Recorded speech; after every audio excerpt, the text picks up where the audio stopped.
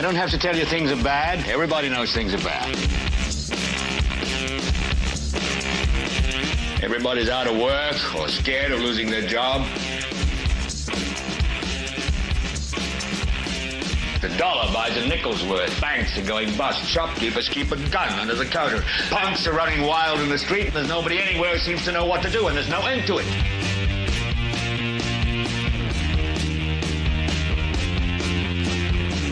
The air is unfit to breathe, and our food is unfit to eat. And we sit watching our TVs while some local newscaster tells us that today we had 15 homicides and 63 violent crimes, as if that's the way it's supposed to be. We know things are bad, worse than bad. It's like everything everywhere is going crazy, so we don't go out anymore.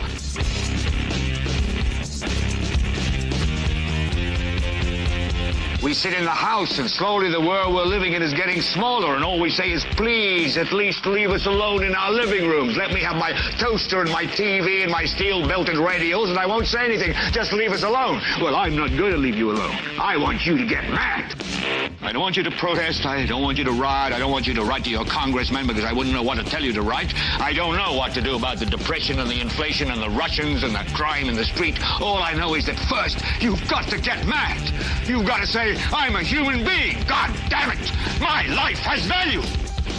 So, I want you to get up now. I want all of you to get up out of your chairs. I want you to get up right now and go to the window, open it, and stick your head out and yell, I'm as mad as hell, and I'm not going to take this anymore. Well, hello there, ladies and gentlemen, and welcome to this Quickie. Hey, folks, we're not going to be on here long, and this is not going to be a long and drawn out thing because I got to be honest with you.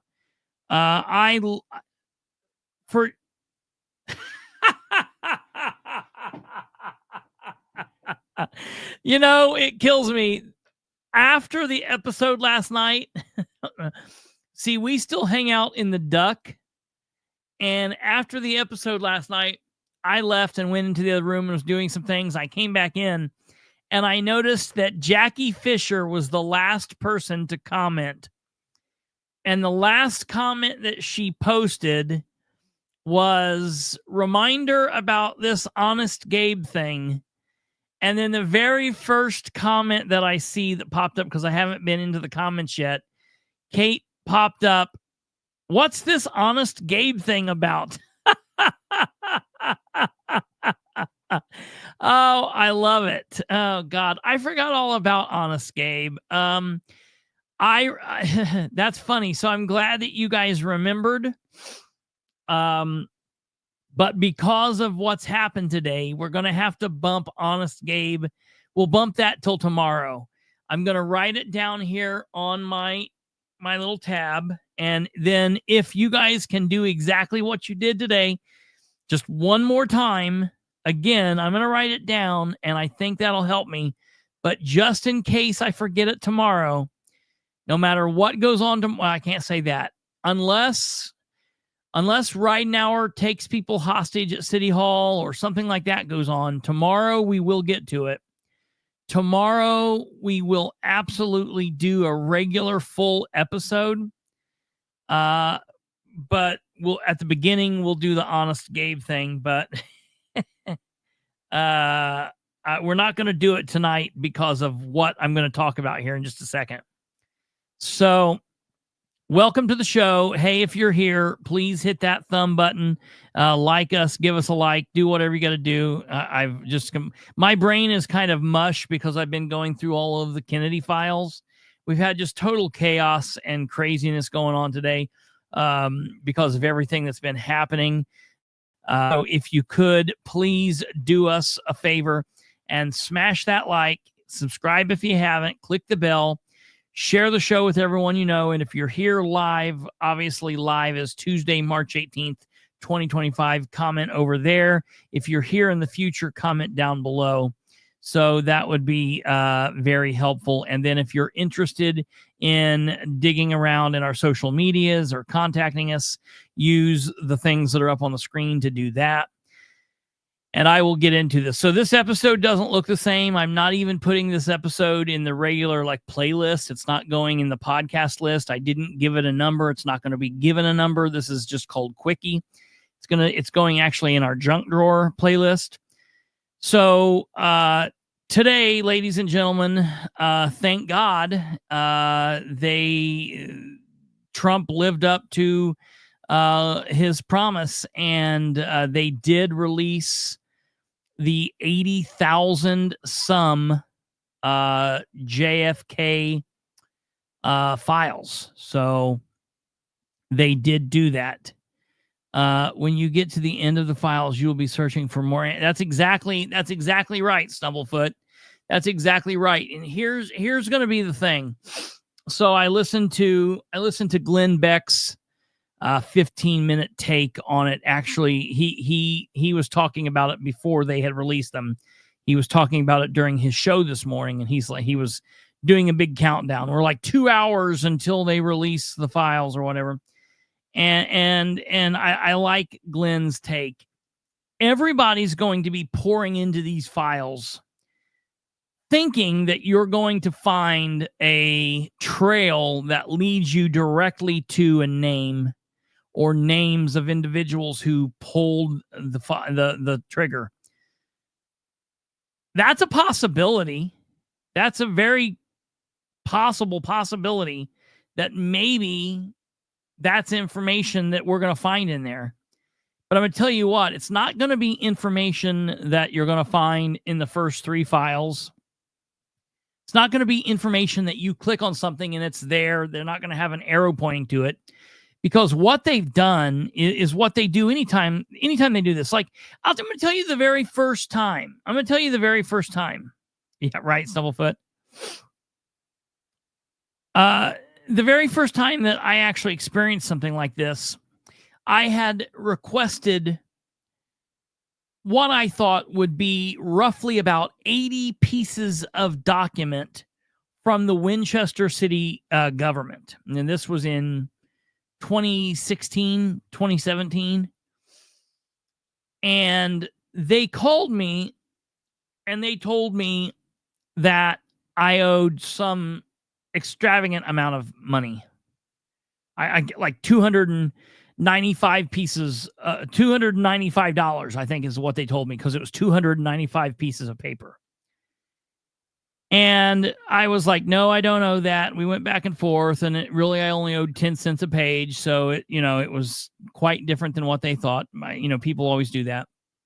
But I remember leaving Gaddis. No, I guess it would have been later. I guess it would have been 2018. Man, I don't know, time flies when you're having fun. Maybe 2018, because I think I left Gaddis on my lunch to go get it. And when I got there, I paid my money, and I thought I was going to be getting about 80 pieces of document, 80 pieces of paper. And what they gave me was 295 pieces of paper. And what I was looking for, everything that I was looking for, came down to about 9 or 10 pieces of paper that was just mixed in this file. And they gave me a bunch of crap. Basically, like, they're like, okay, you want to look for something? We will give you what, and they did nothing wrong. Technically, under my request, what I requested, they complied with, but they just piled it on. And so it took me a long time to get through what I was looking for to find what I was looking at. And so that's what they're doing in this case. Okay. They've released this, and they have put this together. I'm going to show you here. This is in the National Archives, JFK Assassination Records 2025 document release. And you see what they do. Let me make this short here. 10. What they do is they have these other releases that pertain to JFK. So releases from 2023, releases from 2022, releases from 21, releases from 2017, 18. Okay. And then they've got things in here. I set this up and I put it on all. So this is what it looks like when I'm going through these. This is just what it is. It doesn't tell you what this is over here. You just click on one. Let's click on one and see what happens. Okay, we click on one. It takes us away. And this is what it takes us to. Let it load.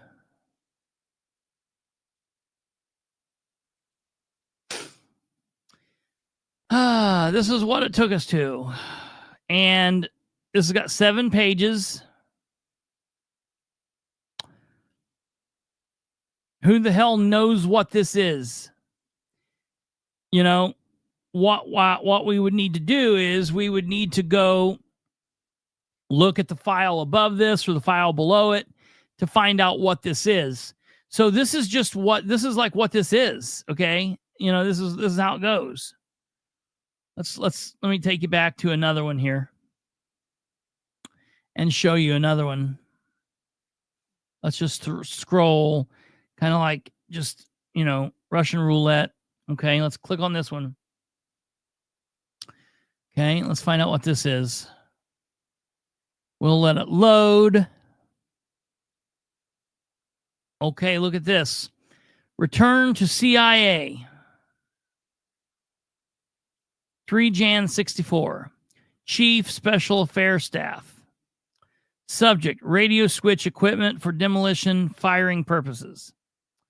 After our conversation on this subject on 30 December, the question was discussed with Mr. J. Alprin and Mr. Lee Poole.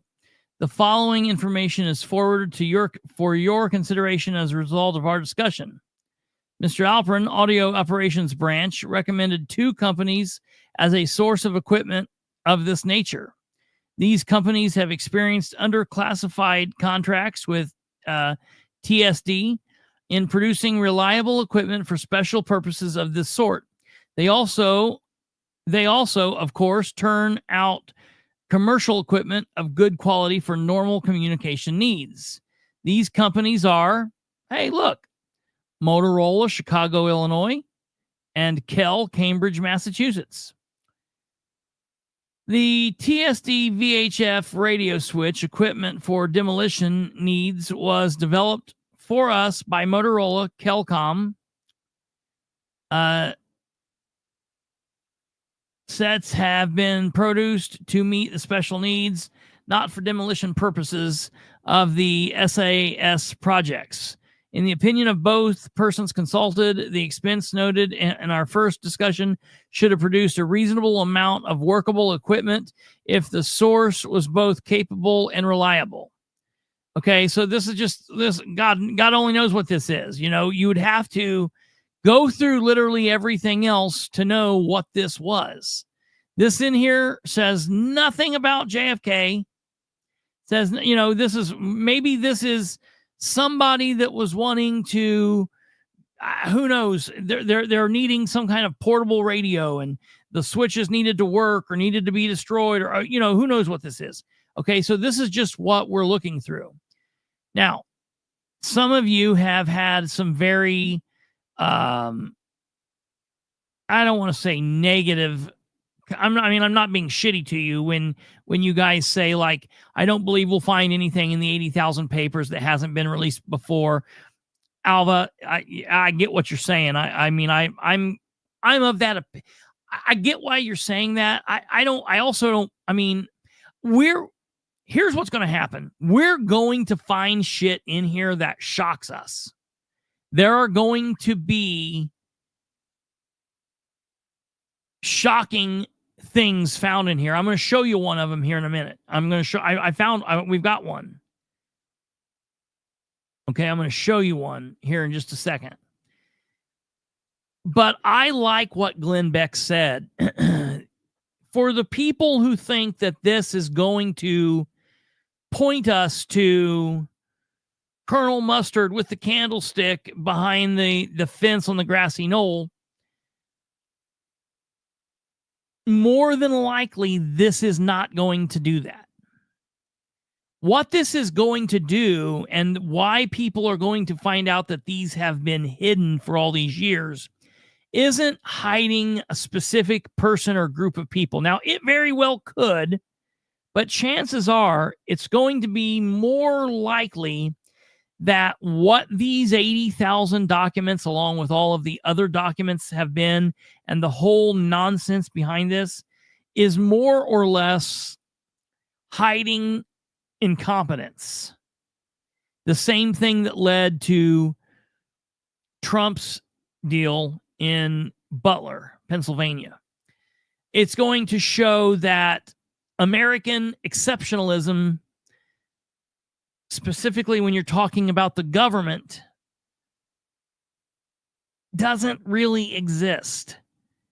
America is exceptional. I love my country, and I believe that we are the best country in the world.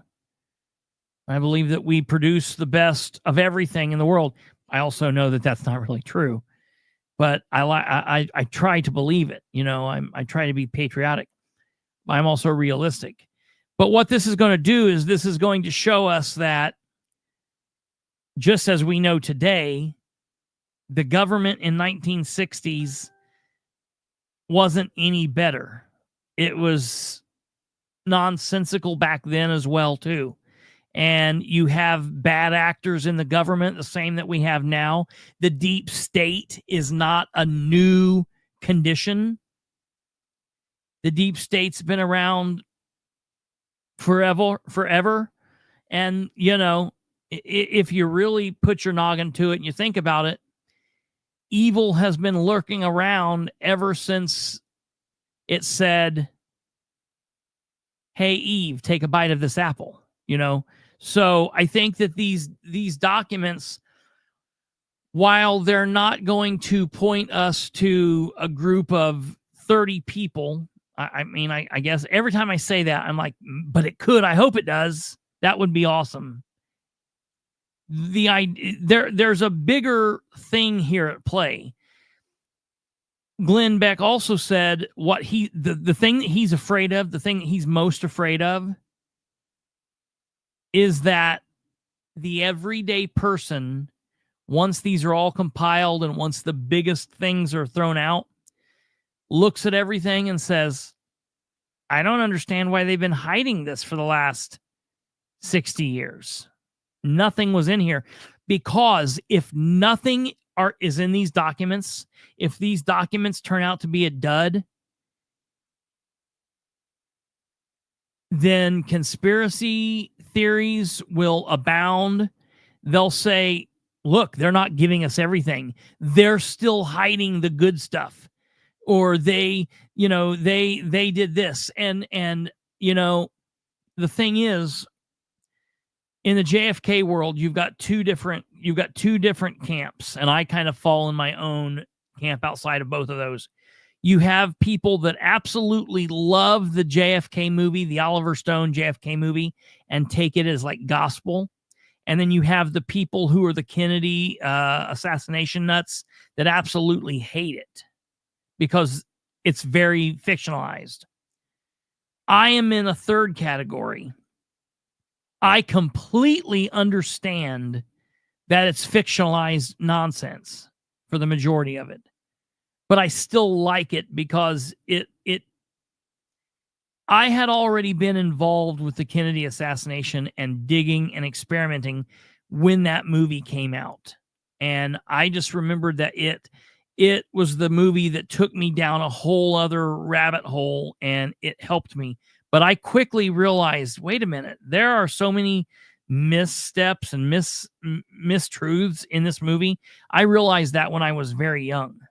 And so to find out, you know, in actuality that, you know, it was Oliver Stone's a nut job and it was more fiction than anything, you know, that's that. But I like the movie for what it is. And, you know, I watch it not for historical accuracy, but just as a kind of as an escape.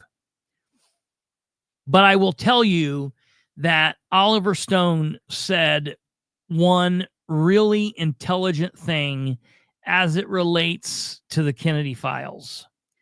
And he said, all of these Kennedy files that have been here, since since 1 o'clock on Friday, November 22nd, 1963, the very first document that ever was compiled in this assassination and investigation into the assassination, all of the stuff that's been hidden all these years, it's like taking a Ferrari and parking it in Central Park or parking it in the Bronx in 1964, whatever the car was back then, and then coming back to it 60 years later and expecting there to be something left.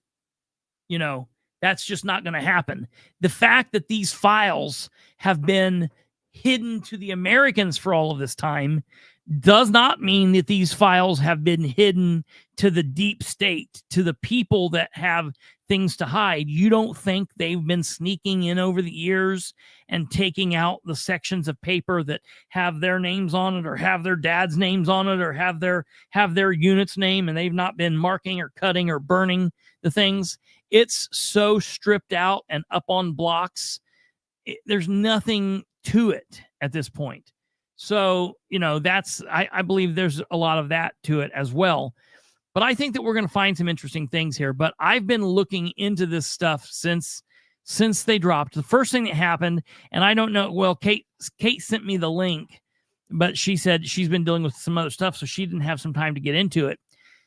When they first dropped it, and I first was clicking on it, it was telling me that I couldn't get into it. It was telling me that there was an error because people everywhere were clicking on it, like it couldn't handle it. And so it took me about a good 45 minutes before I could actually get into it, because people everywhere were clicking on it at the same time. I do want to show you a couple of interesting things. Well, not a couple, but I do want to show you something, just one specific thing here. Look at this. This is interesting. I don't know how well you can see this, but I'm going to read this to you here. And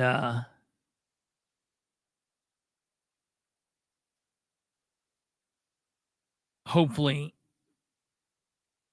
you'll be able to follow along here. So this says, what is this?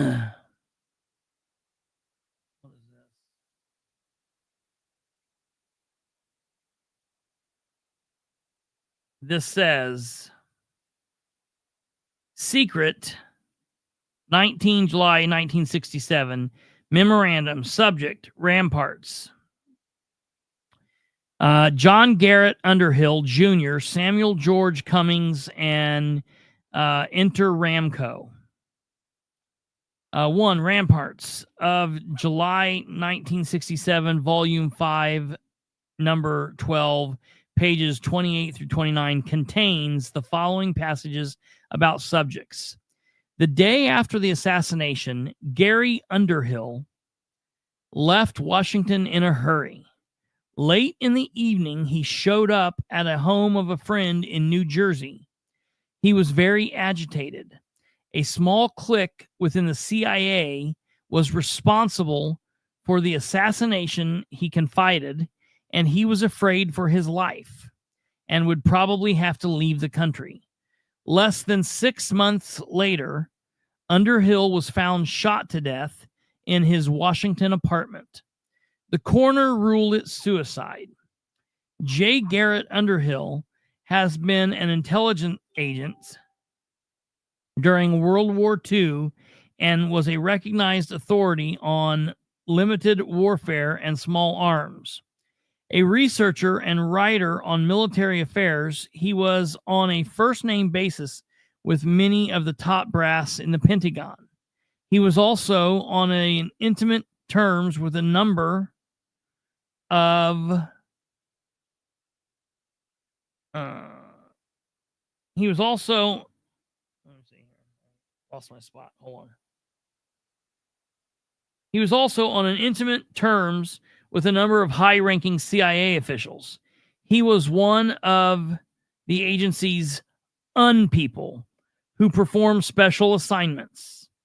At one time, he had been a friend of Samuel Cummings of Interamco, the arms broker that numbers among its customers the CIA, and ironically, Kevin Klein's Sporting Goods of Chicago, from whence the mail-ordered Carcano allegedly was purchased by Oswald.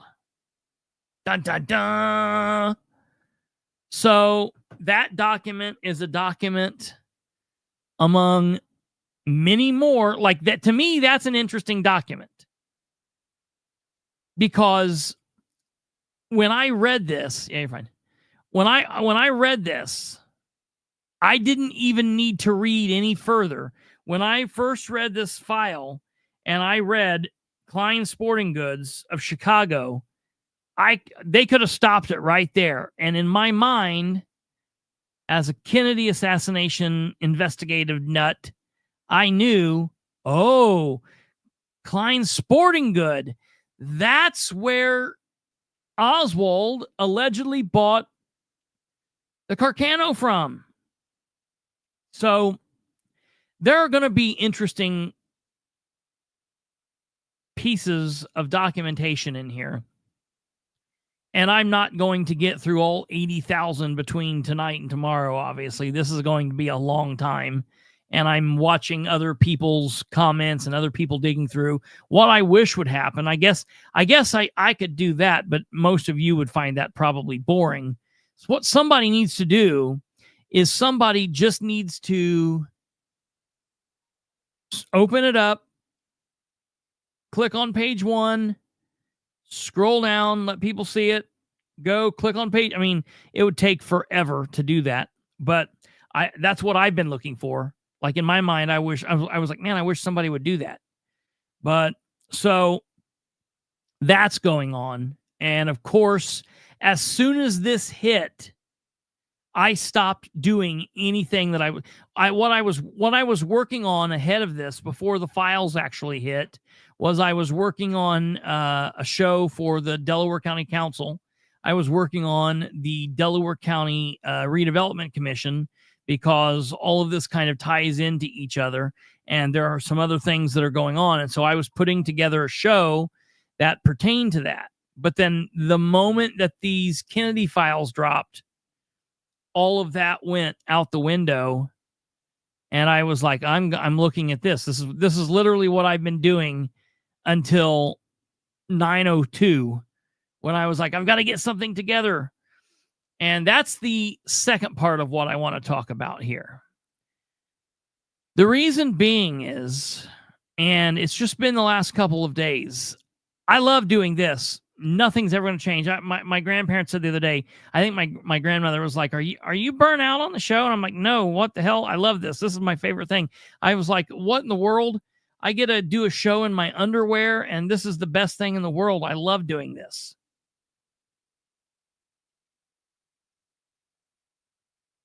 But it's these local politicians, man. It's the Eugene Whiteheads and the Brad Bookouts and the Bill Walters and the Shannon Henrys and the Scott Alexanders and the J.D. Prescotts and the Rob Kendalls and all of this shit. And then the people who want to change the game, most of them are fake. And then you have a whole other section of people who want to get involved, and they've not read books 1, 2, 3, and 4, and they're up here trying to run on page, 500 of the 12th book, and it's like, dude, you got to start at the bottom. You have to walk before you can run, and you have to crawl before you can walk. People don't want to go through the process of getting educated before they get active. And then what happens is they then muddy the water for everyone that's actually been doing a good thing. Because they're like, oh, look, they're just all tied together. So I'm telling you, the amount of stupidity has really burnt me out. I have a show to put out. I have things that I want to say about today's council meeting. I have things that I want to say about last Thursday's Redevelopment Commission meeting. I have things that I want to say leading into this next month where the county is concerned and where it ties into Senate Bill 1 and what the state's doing. And I want to focus on what's going to happen this Thursday at the Muncie City Redevelopment Commission. But I got to be honest, I'm so burnt out of the dumb assholes that when 80,000 files of the JFK file dumps, I'm like, oh, it's easy for my mind to lose focus on dealing with, the Brad Bookouts of the world. And I'm like, ooh, let me look at this stuff that really interests me.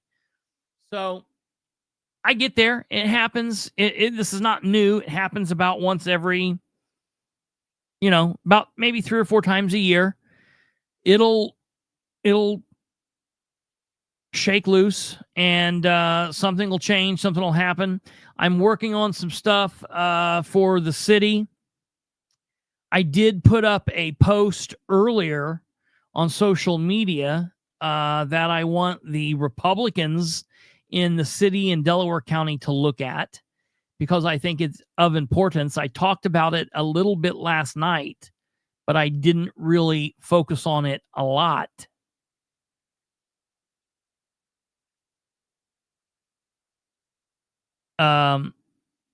That's absolutely true, Stumblefoot. I just saw that you are true.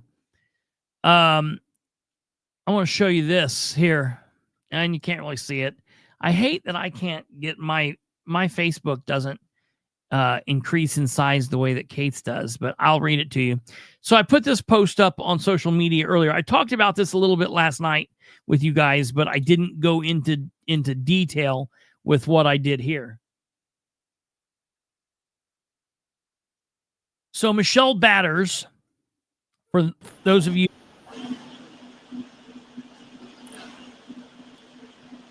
I don't enlarge the Facebook, hon. I enlarge my browser. Oh, wait a minute. Let me see if I can do that. So on the top right-hand side of your browser, you should have 3 dots where you can get into your settings and stuff like that.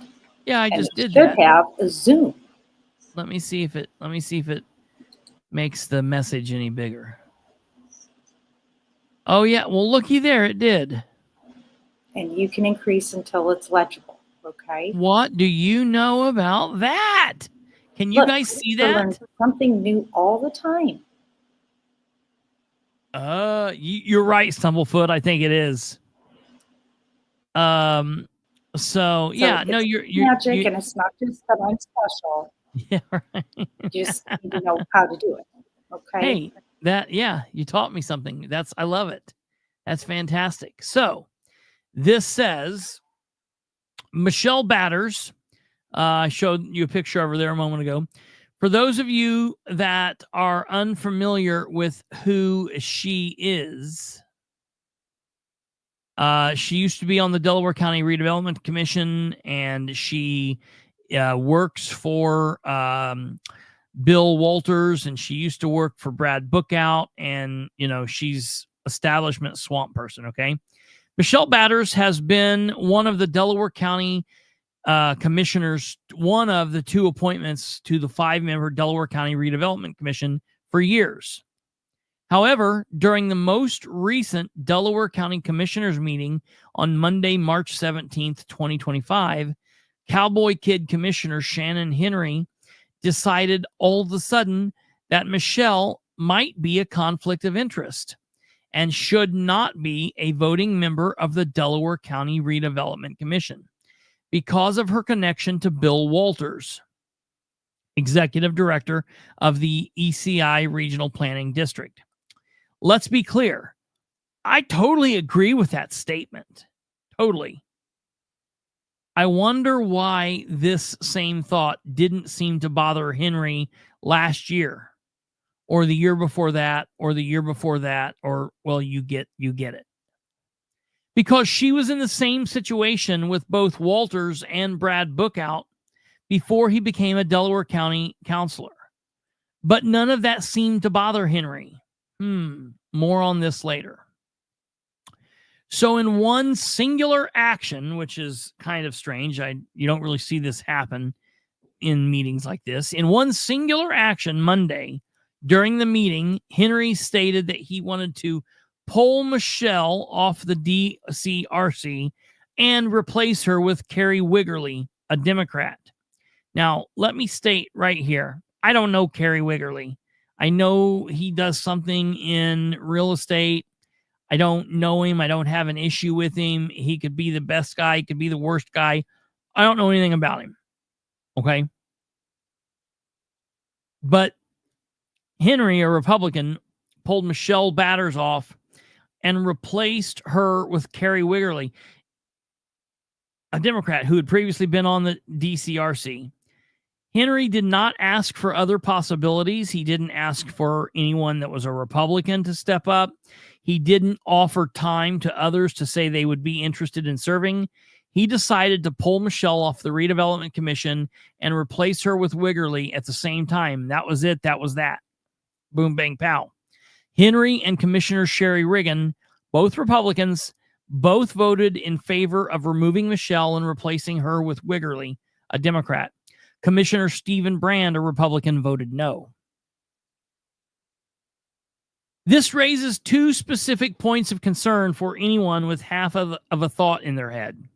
First, continuing with what I mentioned above, Henry said Michelle's membership to the DRC was all of the sudden a conflict of interest due to her connection with Walters and as the executive director of the ECRPD. However, that should have meant that she has always been a conflict of interest because she has always been connected to not only Walters, but also Bookout as well. But it didn't bother Henry back then because they controlled the DCRC. They controlled the Delaware County Redevelopment Commission. Henry, his old buddy James King, Bookout, Michelle, well, they ran the DCRC. They had the votes. Everything went their way, and they used that as a slush fund. Come at me. If you don't like it, I'll tell you that to your face. It wasn't used the best way it could be. It was used as a slush fund. But now, Team Corrupt Cowboy does not control the votes. So they do not control the DCRC. This means Michelle abstains now anytime Walters goes before the DCRC. And that's one vote down when they don't have the votes to spare. However, placing Wiggerly in the DCRC allows him to vote where Michelle otherwise couldn't. So now that takes them back up a vote. The main takeaway is that none of that was for the betterment of Delaware County. Henry didn't do any of this because that's what was better for the county. Instead, it was an attempt at giving Henry and his company, the losers he surrounds himself with, a better chance when they want something passed. More importantly, something paid for by the DCRC. To the second point, Henry and Riggin are both Republicans. And they put Wiggerly, a Democrat, in a seat that didn't require a Democrat. This means they broke the Republican Party rules, which for the record, I think are just all complete bullshit. I don't believe that that's how we ought to be looking at things. However, what's good for the goose is good for Henry and Riggin. The local Delaware County Republican Party has used this very rule to find other Delaware County Republicans as not in good standing with the party. Several other parties from other counties throughout the state of Indiana have done just this as well. Again, I am not in favor of I don't know what this is. I don't know what message is. I need to get that out of there. I'm not in favor of rules like this. However, I am in favor of acting. I'm not in favor of acting differently towards different groups of people either. Moreover, if the message of this new Delaware County Republican Party is unity, then the new leadership must act swiftly. Tim Overton, Jessica Piper, Aubrey Christ, and Joe Boyce. Joe didn't untag herself. She just doesn't have Facebook, so I could not tag her. This is at least the second example of Henry and Reagan openly supporting Democrats over other Republicans. It's time for the Delaware County Republican Party to act.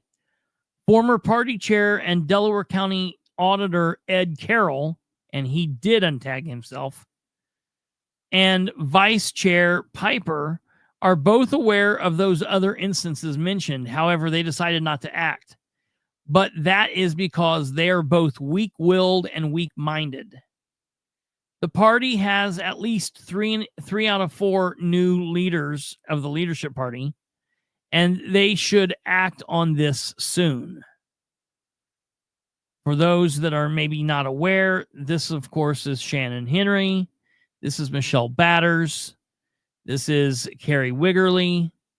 This is Sherry Riggin. This is Bill Walters. So I posted that. That's something that I think that they need to move on quickly. They have the county has a county leadership has a party meeting coming up here. I want to say they have it. I think it's coming up the first week of April. So in just about 2.5 weeks, they'll be meeting, and I think they need to take this opportunity. I'm going to put this into the ears of several folks that should be aware of this, and hopefully the party leadership will be willing to do something.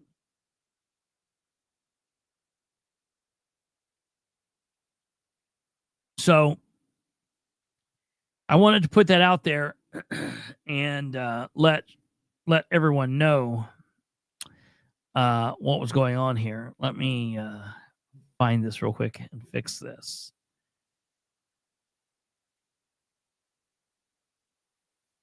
Give me 1 second here.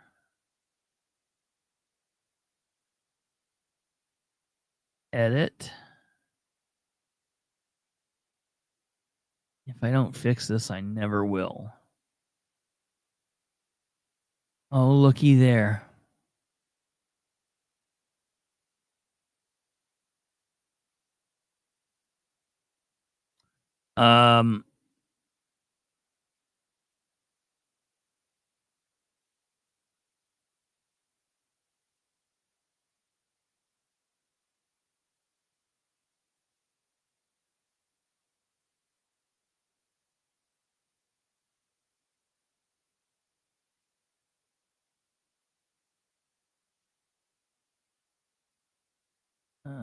Okay, give me 1 second.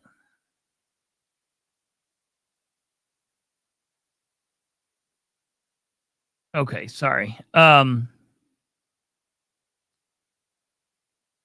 Okay, so I definitely wanted to get that information out there because I know that I talked about it briefly last night, but I didn't cover it in any great detail like this.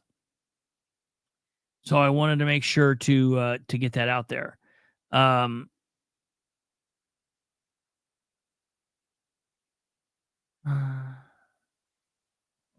me see one more thing here.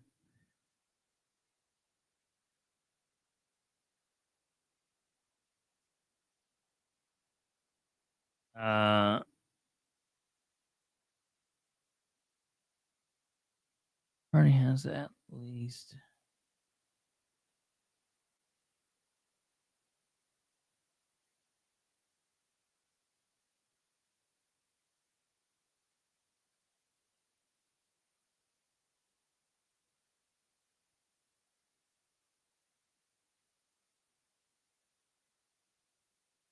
Okay, there we go. I wanted to put that out there and give folks a chance to hear what the issue was. So I put that out there, and I talked about it last night towards the end of last night's video. So I wanted to make sure people are aware. So with all of that going on, I am realistically about halfway through preparing the show that I was going to do tonight to cover the council meeting. The Delaware County Council did meet today. I have watched the council meeting in full, and I was preparing the various parts I want to show and talk about it. As Tweety Bird asked last night, she asked when we would be going over the 3-hour Delaware County Redevelopment Commission meeting. And that's a great question. And amazingly, it fits together with this most recent Delaware County Commissioners meeting that happened Monday and the council meeting that happened today.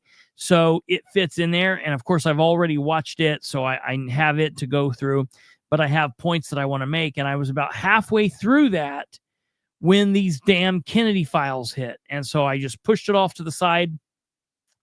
I will finish that in the morning, and tomorrow we will do a regular episode. I promise. Tomorrow will be episode 412. This is not a numbered episode. This was just a little thing. So we will be back tomorrow, and we will do a normal regular episode covering that stuff and getting back to your questions. But I just need to decompress and look through these Kennedy files. That's people might be like, that's not fun. That's crazy.